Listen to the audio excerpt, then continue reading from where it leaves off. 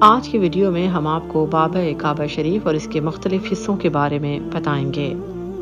باب کعبہ بیت اللہ کے مشرقی گوشے سے متصل کعبے کا دروازہ ہے اور بیت اللہ میں داخل ہونے کے لیے صرف یہی ایک راستہ ہے۔ قریش کی تعمیر سے قبل اس کے مقابل مغربی جانب دوسرا دروازہ بھی تھا، لیکن یہ دروازہ قریش نے اپنی تعمیر میں نہیں بنایا تھا۔ کعبے کے دروازے کی کرسی وہی ہے جو بیت اللہ کے اندر فرش کی کرسی ہے، اور یہ کرسی بیت اللہ کے بیرونی صحن کی کرسی سے قد آدم سے زیادہ بلند ہے۔ کعبے کا دروازہ عموماً بند رہتا ہے اور خاص موقعوں پر کھولا جاتا ہے۔ اندر جانے کے لیے سیڑھی لگائی جاتی ہے۔ دروازے کے پٹ سونے چاندی کے منقش چادر سے ڈھکے ہوئے ہیں اور اس کے دروازے کی چابی شیبی خاندان میں رہتی ہے اور کھولنے اور بند کرنے کا حق اسی خاندان کو حاصل ہے۔ یہ حق اس خاندان کو زمانے جاہلیت نے حاصل تھا، پھر نبی کریم صلی اللہ علیہ وآلہ وسلم نے اس کو برقرار رکھا،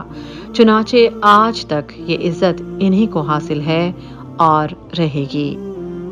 ملتزم شریف باب کعبہ کا فاصلہ بیت اللہ شریف کے مشرقی گوشے سے، جس میں حجر اسود لگا ہوا ہے، 2.5 سے 3 گز کا ہے۔ باب کعبہ کے شمالی کنارے کے اس حصے کی دیوار کو ملتزم کہتے ہیں۔ ملتزم کے معنی ہے لپٹنے کی جگہ۔ لوگ اس سے لپٹتے ہیں اور دعائیں کرتے ہیں۔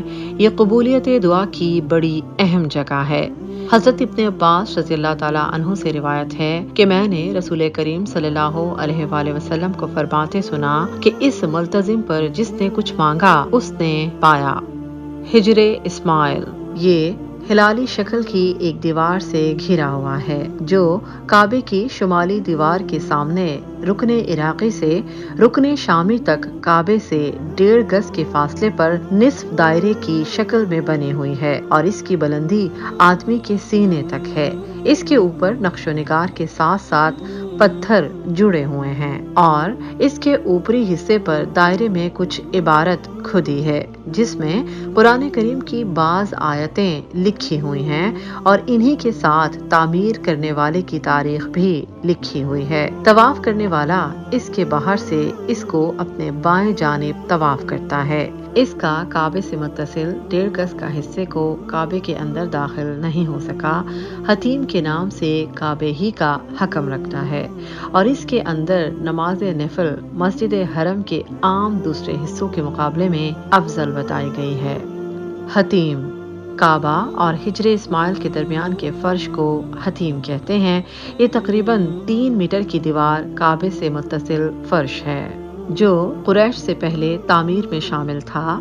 قریش نے پیسے کی کمی کی وجہ سے اس کو باہر کر دیا تھا۔ اس پر خوبصورت پتھر کا فرش بچھا ہوا ہے۔ اس پر نماز پڑھنا گویا خانہ کعبہ کے اندر ہی نماز پڑھنا ہے۔ طواف کے دوران اس کو طواف کا راستہ بنانے میں طواف نہیں ہوتا کیونکہ یہ حصہ قطع کے اندرونی حصے کی حیثیت رکھتا ہے۔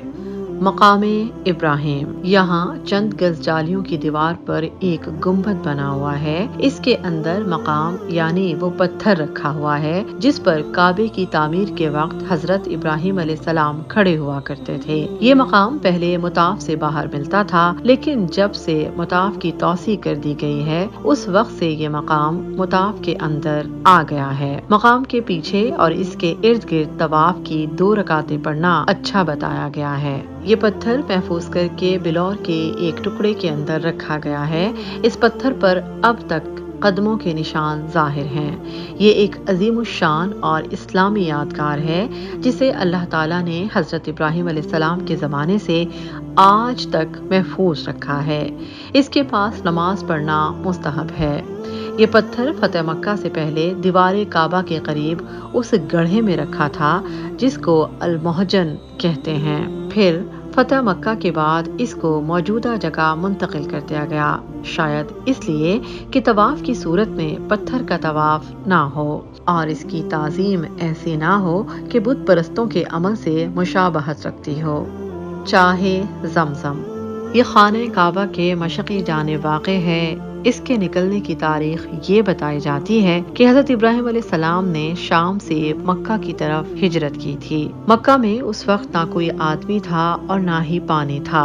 حضرت اسماعیل علیہ السلام اور ان کی والدہ کو سخت پیاس معلوم ہوئی تو وہ پانی کی تلاش میں صفا و مروہ پر دوڑتی پھریں، لیکن انہیں پانی دستیاب نہ ہوا، حتیٰ کہ انہوں نے ایک آواز سنی اور وہ اس کی طرف دوڑی تو جبریل علیہ السلام زمزم کی موجودہ جگہ پر تھے۔ انہوں نے ایڑی سے کریدا اور کہا جاتا ہے کہ اپنا پیر زمین پر مارا، زمین سے پانی ابل پڑا۔ حضرت ہاجرہ علیہ السلام نے اس سے پیا اور پھر اپنے بچے کو پانی پلایا، جب سے یہ کنواں اور اس کا پانی متبرک سمجھا جاتا ہے۔ حضرت جابر رضی اللہ تعالیٰ عنہ نے اس کی فضیلت کے بارے میں نبی کریم صلی اللہ علیہ وآلہ وسلم سے روایت کیا ہے کہ حضور صلی اللہ علیہ وآلہ وسلم نے فرمایا، زمزم سے وہ ملتا ہے جس کے لیے وہ پیا جاتا ہے۔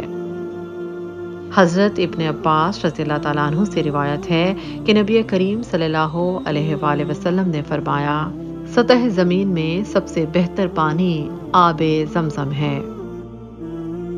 مسجد حرم اور خانہ کعبہ سے متعلق ویڈیو کا بقیہ حصہ بہت جلد ہمارے یوٹیوب چینل پر نشر کیا جائے گا۔